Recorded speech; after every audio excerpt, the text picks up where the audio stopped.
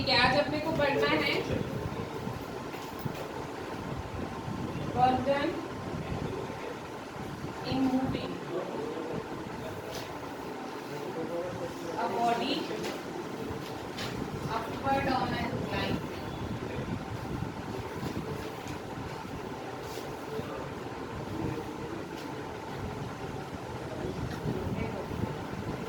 Basically अपन ने उस दिन हॉरिजेंटल सरफेस में पढ़ा था। अब एक बातें नहीं चाहिए मेरे को, अपन होते हैं वो कुछ नहीं देखने वाला है बस। यहाँ बैठ गैरेज के पीछे, जरूरी नहीं स्पाइनल कॉर्ड सबके पास है। चुप रहे, अभी वैसे भी ज्यादा बच्चे हो जाएंगे तो मैं सबको ऐसे ही बैठाऊंगी, ये एल शेप नहीं चलने वाला। देख ले तू, मेरा नहीं पता। ठीक है, ये एक इंक्लाइन प्लेन है। अब बात करें, इसमें एक ब्लॉक रखा हुआ है, मुझे वर्क डन निकालना है in moving this block with some force P upward. आई बात समझ में? बेसिकली थीटा भी द एंगल ऑफ इंक्लिनेशन। ये अपने आप तो ऊपर नहीं जाएगा, इसको ऊपर अगर मुझे खसकाना है इस ब्लॉक को तो मेरे को मेरा वर्क डन लगेगा, मतलब मेरी एनर्जी यूज होगी, मेरी होगी, चाहे किसी भी चीज़ से अपन इसको ऊपर खसना है तो तुम्हें वो वर्क डन का फॉर्मूला निकालना है। ठीक है, फोर्स देख लेते हैं। यहाँ पे लगेगा फोर्स ऑफ फ्रिक्शन। कौन सा फ्रिक्शन लगेगा? Kinetic friction. क्यों? क्योंकि अपन उसको ऊपर खसका रहे हैं। इस ऑब्जेक्ट का वेट, हमेशा किसी भी ऑब्जेक्ट का वेट वर्टिकली डाउनवर्ड लगता है। वेट यानी होता है mass into acceleration. W weight एक फोर्स होता है जिसका mass into acceleration, this is acceleration due to gravity. तो वेट का फॉर्मूला होता है mg। किसी भी बॉडी का वेट नीचे की तरफ ही लगता है, इसलिए इस ब्लॉक का वेट नीचे की तरफ लगेगा। मैं फोर्स लगा रही हूँ ऊपर की तरफ। ये सरफेस, जब भी कोई चीज़ किसी भी चीज़ के ऊपर ऐसा इंक्लाइन होती है तो वो सरफेस इस ऑब्जेक्ट पे फ्रिक्शन लगाती है, मतलब ऑपोज करती है।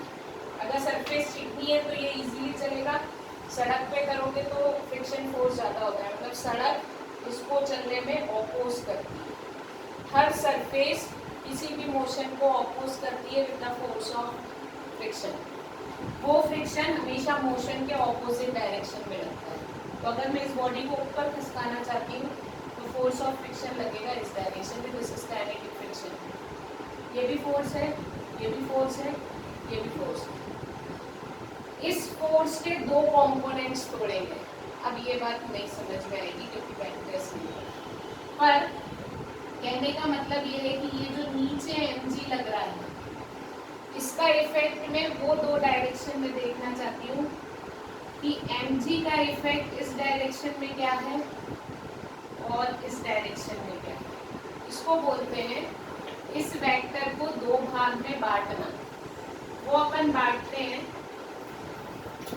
यहाँ से एक पैरेलल लाइन खींचते हैं इसके और यहाँ से एक पैरेलल लाइन खींचते हैं इसके। तो ये जो दो हमारे पास आते हैं, ये वाला और ये वाला, ये दोनों इस mg के कंपोनेंट होते हैं। क्या होते हैं? अब ये एंगल थीटा है तो ये एंगल भी थीटा होगा। कैसे होगा ये मैंने कल बताया था। कैसे होगा रवि?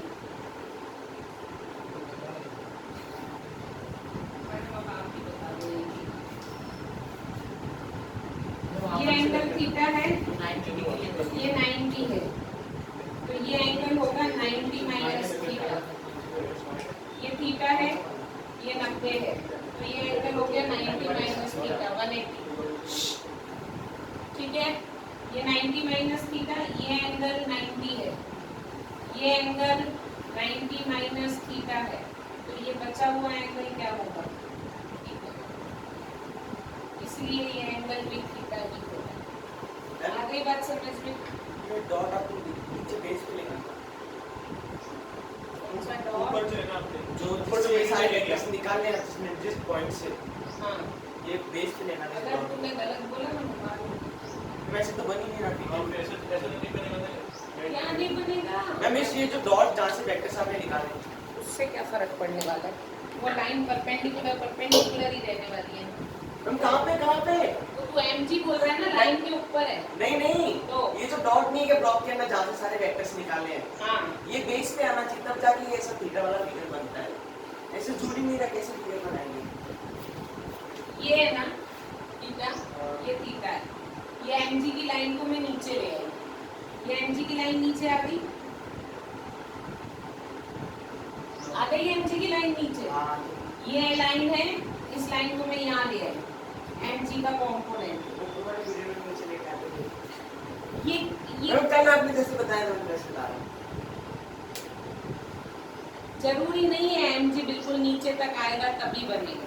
ये अंडरस्टूड है, इट इज कॉमन सेंस कि अगर वो लाइन नीचे आती है तो it will look like this. जरूरी नहीं है वो फोर्स का लाइन इतना बड़ा होगा। हल्का ब्लॉक रखा है, mg का वेक्टर ऊपर ही है तो 90 वो एंगल थीटा नहीं होगा। ये तो अपना, ये कोई जरूरी नहीं होता इसको मैं यहाँ लाके काटूं। ये वेक्टर का साइज तो इसके वेट से डिसाइड होगा। तुमको कैसे पता उसका वेट इतना होगा कि ये इस लाइन को क्रॉस ही कर लेगा? नहीं, अगर किसी मान लो कोई ब्लॉक है, उससे अगर अपने वेट वगैरह निकालना होता है तो उसके जो बेस होता है उस पॉइंट पे नहीं लेते अपने डॉट, जहाँ से सारे वेक्टर्स निकालेंगे। ये अगर ब्लॉक है ना, यहाँ से लेना जरूरी नहीं होता, सेंटर से होती है सारी चीजें, कोई फर्क नहीं पड़ता। सारे फोर्स सेंटर ऑफ मास पे लगते हैं। मेरा वेट है तो कोई पैर से नीचे नहीं लगता, मेरी बॉडी का एक सेंटर ऑफ मास होता है, उस सेंटर ऑफ मास पे वो वेट नीचे की तरफ लगता है। आधा ज्ञान उसके बराबर। ये सारे की सारे फोर्स सेंटर ओरिएंटेड है, फ्रिक्शन को भी यहाँ ले सकते हो, कोई फर्क नहीं पड़ता। डायरेक्शन इंपॉर्टेंट है, सारे फोर्स सेंटर ओरिएंटेड होते हैं। इतना इतना इतना इतना बाप रे, इतना डीप को नहीं है। जितने भी फोर्सेस है ना, प्लस माइनस अपन बैलेंस करते हैं तो सब एक ही लाइन में होंगे तभी होंगे ना। अगर मान लो ये वेक्टर ए है, ये वेक्टर बी है, ए माइनस बी करूंगी तो व्हाट इज द रिजल्ट देंगे? ए माइनस बी। अब तुम कैसे बोल रहे हो कि मैडम ये इधर लग रहा है, ये इधर, में इसका पैरेलल यहाँ बना देती हूँ तो वेक्टर थोड़ी बदल जाएगा। सिंपल सी बात है, फ्रिक्शन अगर नीचे लग रहा है, इसका पैरेलल यहाँ बना दो। सेंटर से भी लग सकते हैं, उससे कोई फर्क नहीं पड़ता। अपन बनाते ही है ना, ट्रायंगुलर लॉ बनाते हैं तब पैरेलल पैरेलल करके ट्रायंगल बनाते ही है ना, तो फिर वो तो मैथ्स है, कैलकुलेशन है। इनकी बातों को जाने दो, तुम्हारे समझ नहीं आती है। ये mg है, ये एंगल थीटा है, ये एंगल थीटा है। जो थीटा के साथ कॉम्पोनेंट होता है उसको लिखते हैं mg cos थीटा, तो जो दूसरा वेक्टर है उसको लिखते हैं। आगे बात समझ में? तो इतने फोर्स यहाँ पे इस ब्लॉक पे लग रहे हैं। अब यदि यहाँ पे इतने फोर्स लग रहे हैं, एक फोर्स और लग रहा है, कौन सा? R is the reaction force. हमेशा हर बॉडी, जैसे अगर ये इस पे रखा है तो ये सरफेस इस मोबाइल के कवर पे एक रिएक्शन फोर्स लगाती है, टेबल वो ऊपर की तरफ होता है, परपेंडिकुलर टू द सरफेस। इसलिए यहाँ पे सरफेस ऐसी है, इसलिए ये फोर्स इस सरफेस पे परपेंडिकुलर है। अब यहाँ पे R किसको बैलेंस कर रहा है? mg cos थीटा को, क्योंकि R उस डायरेक्शन में और mg cos थीटा नीचे, दोनों ऑपोजिट डायरेक्शन में। तो R is balanced bye mg cos theta. मुझे इसको ऊपर की तरफ खिसकाना है। काइनेटिक फ्रिक्शन जब भी लगता है जब कोई फोर्स मूव कर रहा है, मतलब P इज मूविंग फोर्स, है ना। तो P को कौन बैलेंस कर रहा है? Fk plus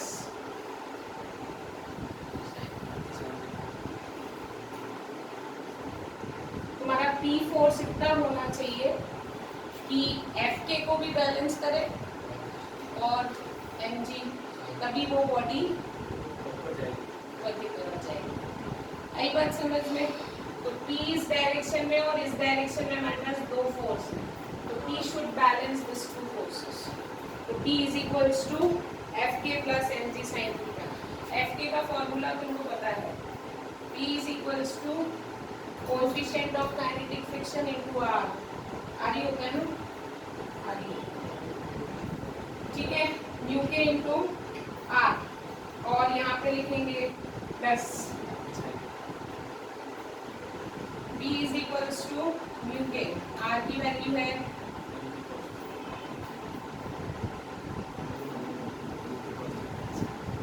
yes or no, तो ये हो गया mg common, it is mu k cos theta plus sin theta is equals to p। आगे बात समझ में, वर्क डन होता है, वर्क डन का फॉर्मूला होता है फोर्स इनटू डिस्प्लेसमेंट। ये फोर्स लग रहा है ब्लॉक पे, कहाँ, ऊपर की तरफ, मुझे इस ब्लॉक को उठा के इतनी दूर रखना है, मतलब इस ब्लॉक को मुझे कितने डिस्टेंस से शिफ्ट करना है, s, तो वर्क डन होगा फोर्स इनटू डिस्प्लेसमेंट, जितनी दूर में रखना चाहती हूँ, फॉर्मूला होता है वर्क डन का। W इज इक्वल्स टू हो गया P इंटू S, फोर्स क्या है P, कितना खसकाना है, S डिस्टेंस खसकाना है, तो this is equals to work done is equals to mg UK cos theta plus sin theta into S। ये बात समझ में, अब आगे तो अगला फटाफट आ जाना चाहिए, ठीक है। अब इंक्लाइंड प्लेन पे व्हेन थीटा इज, यहाँ पे जो थीटा भी less than the angle of repose, ये जो है theta, theta is less than angle of repose. What is angle of repose Sameer?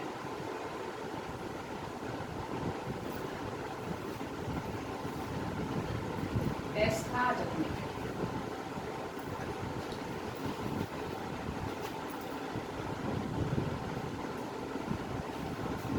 What is angle of repose Azad?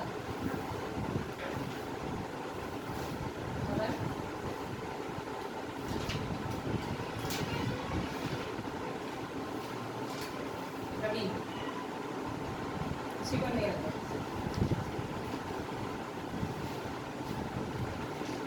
Angle of repose वो angle होता है, ये ऐसे रखा है, इसको मैंने उठाना शुरू किया, ये इस पे खसक गया अपने आप, तो वो एंगल जिस पे it just begin to slide over a surface, ये सीधा था नहीं घूमा, मैंने इसका हॉरिजॉन्टल के साथ एंगल बनाना शुरू किया, बस ये यहाँ पे खसक गया, ये एंगल इसके साथ हॉरिजॉन्टल के साथ इज एंगल ऑफ रिपोज। जिस एंगल पे जाके वो body just begin to slide होती है, तो यहाँ पे जो थीटा है that theta is less than angle of repose. मतलब ये जो मैंने यहाँ पे क्या आपकी बात नहीं गिराऊंगी, ये जो मैंने यहाँ रखा है ये एंगल एंगल ऑफ रिपोज से कम है, मतलब ये क्या हुआ, ये जो एंगल है ये एंगल ऑफ रिपोज से कम है मतलब ये अपने आप नहीं खसक रहा है, मेरे को इसको यहाँ पे नीचे खसकाना पड़ रहा है। अगर एंगल ऑफ रिपोज से ज्यादा होता तो ये चॉकलेट खुद ही गिर जाती। आई बात समझ में? ये प्लेन जो है एंगल ऑफ रिपोज से कम है, मतलब इतना ही है। अब यदि मैं इस बॉडी को नीचे खसकाना चाहती हूँ तो मुझे फोर्स लगाना पड़ेगा, P is that force। आगे बात समझ में? तो मेरे को क्या वर्क डन लगेगा in moving a block downwards on a inclined plane. ये था work done in moving a object upward in on inclined plane. ये वर्क डन निकाल रहे हैं उसको नीचे खसकाने में। अगर ये एंगल ऑफ रिपोज से ज्यादा होता वो खुद ही खसक जाता, मेरा कोई फोर्स नहीं लगता। आगे बात समझ में? Getting my point? फिर से सारे कंपोनेंट्स देख लेते हैं। वेट हमेशा नीचे लगता है। ये कंपोनेंट हो गया mg cos थीटा, ये कंपोनेंट हो गया mg sin थीटा, ये कंपोनेंट हो गया रिएक्शन। अब क्योंकि फोर्स इधर लग रहा है इसलिए फ्रिक्शन इधर लगेगा। फ्रिक्शन हमेशा मोशन के ऑपोजिट होता है। आ गई बात समझ में? Very good. अगर ऐसा समझ में आ गया तो फिर से R is balanced by mg cos theta and mg is P is equals to P force is equals to, या फिर ऐसा लिख सकती हूँ P plus mg sin theta is equals to Fk। P और mg sin theta मिलके Fk को balance करेंगे तो P is equals to हो जाएगा यस बस अब वैल्यू पुट करनी है। P is equals to mu के इंटू R की वैल्यू यहाँ से रख लेना। R की वैल्यू यहाँ रखोगे P आएगा, वर्क डन होगा फोर्स जैसे वो किया। आगे बात समझ। यहाँ वर्क डन का फॉर्मूला आएगा mg mu k cos theta minus sine theta. Getting my point? Okay. सोचो उत्तर तो कभी नहीं होगा। अब यहाँ पे जो थीटा है, this theta is greater than angle of, अब वो खुद ही आ रही है, मतलब खुद ही स्लाइड हो रहा है। तो मुझे निकालना है ये कितने एक्सेलरेशन से स्लाइड होगा। मैं कोई फोर्स नहीं लगा रही, ये खुद ही नीचे आ रहा है, खुद ही नीचे आ रहा है ना, तो उस पर कितना एक्सेलरेशन है उस बॉडी, किस एक्सेलरेशन से वो नीचे आ रहा है। आगे बात समझ गेटिंग माय पॉइंट। तो अभी ये ब्लॉक है, अब ये खुद ही नीचे आएगा क्योंकि ये एंगल ऑफ रिपोज से ज़्यादा पे है। तो मुझे निकालना है what is the acceleration on this body. फिर से this is R, yes or no? This is mg, this is mg cos theta, this is Fk and यहाँ mg sin theta। मैं कोई फोर्स नहीं लगा रही हूँ। अब तुम्हें मुझे बताना है ये किस एक्सेलरेशन से नीचे आएगा, बिना फोर्स के ही आ रहा है। बात समझ। तो R is balanced by second equation बता दो, मैं तो मान जाऊँ। Fk minus mg।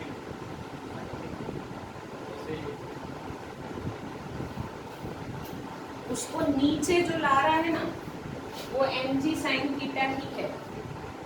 उसको उस चॉकलेट को जो नीचे ला रहा था ना वो अब कोई एक्स्ट्रा फोर्स भी नहीं है, mg sin थीटा के कारण ही वो नीचे आ रही है। लेकिन mg sin थीटा Fk से बड़ा है तभी वो नीचे आ रहा है। तो जिस फोर्स से वो नीचे mg sin थीटा का कुछ हिस्सा तो इसको बैलेंस करेगा और जो ज्यादा का फोर्स है उस फोर्स से वो नीचे की तरफ आएगा। मतलब अगर ये 10 है और यदि ये 6 है तो 10 का 6 का हिस्सा तो बैलेंस करने में ही लग गया, वो कितने से नीचे आ रहा है 4 से। तो that this F is that 4। आगे बात समझ में, गेटिंग माय पॉइंट। तो this F is equals to ma ही होता है, force is equals to mass into acceleration. Yes और नो? ma बस यहाँ से a की वैल्यू निकालनी है। ma is equals to mg sin theta minus mu के mg cos theta। m से m इधर से कॉमन लोगे, कॉमन लेके नीचे आ जाएगा m से m, तो a is equals to आ जाएगा g common sin theta minus mu के।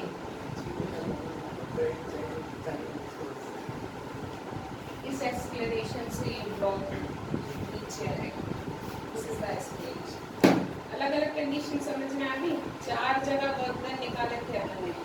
एक अपन ने पिछली क्लास में लगाया था हॉरिजॉन्टल सरफेस। सेकेंड केस में अपन ने इंक्लाइन किया था और ऊपर तो धक्का मारना ही पड़ेगा, ऊपर कभी अपने आप नहीं चलेगा इंक्लाइन प्लेन चाहे एंगल कितना भी हो। इसलिए यहाँ अपन ने एंगल ऑफ रिपोज से कम ज़्यादा कुछ नहीं बताया। लेकिन अगर नीचे आने की बात है तो ये नीचे अपने आप नहीं आएगा जब ये एंगल ऑफ रिपोज से कम होगा, और यदि ये एंगल ऑफ रिपोज से ज़्यादा हो गया तो ये चॉकलेट अपने आप नीचे आएगी। बाद वाला केस अपने आप वाला है, पहले वाला केस में मैं उसको पकड़ के नीचे खींच रही हूँ। आगे बात समझ रहे, गेटिंग दैट पॉइंट। 20 मिनट हो गए होंगे। 20 मिनट हुए हैं। वाह, चलो आगे देखो। अब friction is a necessary evil. Friction is a necessary evil मतलब जरूरी शैतान। जैसे तुम ये भी एक जरूरी शैतानी है। हमारे 10th का 96% स्कोर है, हमारे पूजा का टॉपर है। अभी इसकी हरकतों से नहीं लग रहा हो, मेरे को तो पूरे 10th में नहीं लगा इसकी हरकतों से कि ये कभी 96 ला पाए, लेकिन गलती से क्या बोल रहे हैं? बेसिकली ना आ जाता है, तुम तो इससे ज़्यादा ही सिंसियर हो। ये इससे ज़्यादा सिंसियर है, बहुत देर से। लेकिन क्या होता है, मेहनत हम ज़्यादा अब, लेकिन ये नहीं चलता इसका वाला लॉजिक। 10th के बाद 11th 12th में हमेशा वही चलता है जो मेहनत करता है। 10th तक तो अपने को बहुत थोड़ा पढ़ना होता है, 11th 12th के बाद तो अपने को सिटिंग, जो कहते हैं ना स्थिर मन, एकाग्र, कंसंट्रेशन, सेल्फ स्टडी, वो चाहिए होती है। 10th तक तो हवा में भी हमको सब आता है, रात को उठा के फॉर्मूला पूछिए। अभी तुमको यही नहीं समझ में आएगा। अभी मैं 15 चैप्टर पे आ जाऊंगी, मैडम दूसरे चैप्टर में क्या पढ़ा था पढ़ने, एक्चुअली बहुत सारा होता है, उसमें से हमको इतना समझ में आता है, इतना हमको याद रहता है, फिर इतना हम लिख पाते हैं। एक्चुअली ना इसलिए 11th 12th में कहते हैं कि बैठ के पढ़ना बहुत जरूरी है, हवा में नहीं आएगा। इसलिए 10th में जो किया ना वो तुमको ऐसा लगेगा 10th में तो फिर कुछ पढ़ा ही नहीं। अभी 12th वालों से मिलना आएंगे जब बोलेंगे कि क्या 10th में था, तो 10th में जब थे वो तब 10th की हवा मारते थे, हम तो इतना पढ़ते हैं, हम तो ऐसा। अभी बोलते हैं हम कुछ नहीं पढ़ा था 10th में, तो फिर मजे मारे। ये अभी भी नहीं पढ़ रहा है, क्योंकि 11th से 12th में तो तुम लोग भी चले जाओगे, चाहे पढ़ो चाहे मत पढ़ो, फेल तो कोई करना नहीं है। वापस 11th तो रिपीट किसी ने होनी नहीं है। लेकिन अगर पढ़ लिया तो आगे अगर 12वीं के बाद कुछ इच्छा हो गलती से पापा जैसा करने की,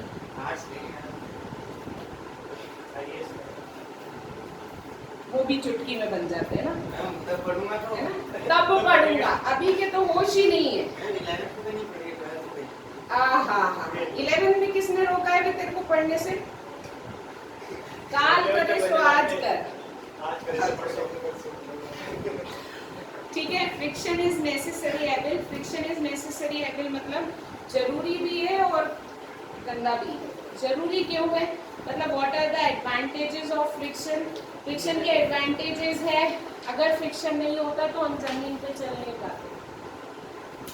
अगर आइस है और हमारे को फ्रिक्शन कम दे रहा है तो हम तो फिसल ही जाते हैं, यार स्लाइडिंग। हम वॉक करने के कैपेबल है because of the friction force, जरूरी है। दूसरी चीज उन्होंने बोला है ब्रेक, जो व्हीकल्स के ब्रेक लगते हैं वो भी फ्रिक्शन के कारण लगते हैं। अगर फ्रिक्शन नहीं होगा तो गाड़ी के ब्रेक्स वो स्लाइड कर जाएगी। इसलिए जो उसके टायर्स बनाते हैं और टियर एंड टियर बनाते हैं, रफ बनाते हैं, ताकि ब्रेक लगने पे इजीली गेट स्टॉप। तो फ्रिक्शन वहाँ भी जरूरी है। अब उन्होंने बोला है various parts of machine able to rotate because of friction between belt and pulley. Pulley के ऊपर ऐसा चक्की चलती है ना आटे की, अगर मान लो वो उसके बीच में फ्रिक्शन नहीं होगा तो वो घूमेगी नहीं, सिर्फ वही घूमेगा अंदर का, वो धागा नहीं घूमेगा उसके ऊपर। तो फ्रिक्शन ऐसे कई जगह पे हमको बहुत ज़्यादा ज़रूरी भी होता है। We are able to write on a paper because of the friction provided on the net. अगर नहीं होगा तो एक लाइन ऐसा सीधा जाएगा। तो फ्रिक्शन बहुत ज़रूरी है, लेकिन फ्रिक्शन कई जगह पे नुकसान भी करता है।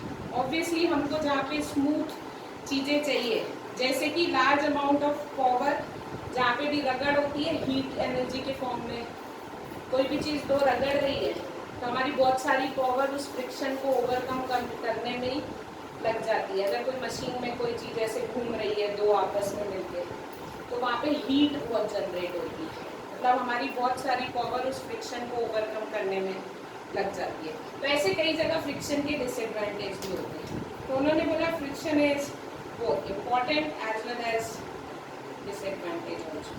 Then you are having how you reduce friction. Somewhere we want to reduce the frictions. तो हमने बोला कैसे कर सकते हैं, लुब्रिकेंट, तेल वेल डालते हैं, मशीन अच्छी नहीं चलती, हमने तेल डाल दिया, फ्रिक्शन कम हो गया। स्ट्रीमलाइनिंग, हवा का फ्रिक्शन जो होता है उसके कारण अपन आगे एरोप्लेन ऐसा बनाते हैं, वो इसलिए ताकि फ्रिक्शन फोर्स कम हो हवा का, तो वो ऐसा अपन कुछ करते हैं। पॉलिश करते हैं सरफेस को ताकि दोनों के ऊपर पॉलिशिंग हो जाए, तो वो इजीली यूजिंग बॉल बियरिंग, अगर दो चीज़ें दोनों को एक दूसरे पे रोटेट, तो इनके बीच में अपन क्या लगा देते हैं, स्टील की balls, then it start rotating. ये बॉल बीच में क्या होने लगती है, अगर ऐसे ही एक दूसरे को ऐसा करोगे it will take more power, और इन दो चीज़ों के ऊपर बीच में छतले लगा दोगे तो वो इजीली इसके ऊपर क्या करने लगेगा। तो इस तरीके से हम बहुत सारी मेथड यूज़ करते हैं to reduce friction very well. अब उन्होंने बोला है हाउ टू इंक्रीज फ्रिक्शन। हमको कई जगह फ्रिक्शन इंक्रीज करना पड़ता है, जैसे मैंने बताया टायर गाड़ी के, हम वहाँ पे जानबूझ के टायर ऐसा बनाते हैं ताकि फ्रिक्शन बढ़े। अगर हम स्मूथ टायर बनाएंगे तो वो स्लाइड करेगी।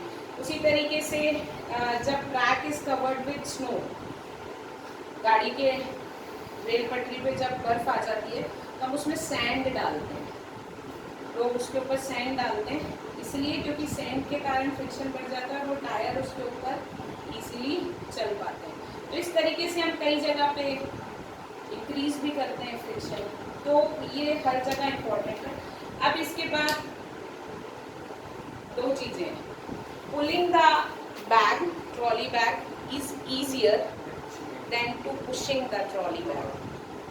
मतलब why it is easier to pull, तुमने तो वो लॉन उससे बताया ग्रास काटने वाली मशीन से कि उसको खींचना इजी होता है एज कम्पेयर टू उसको पुश करना। सेम विद द एस्केलेटर हमारे बैग के साथ, हम जब भी ट्रैवलिंग बैग लाते हैं तो हम उसको ऐसा पीछे खींच के लाते हैं because it make us easier to pull it, हम उसको आगे ऐसा धक्का नहीं देते।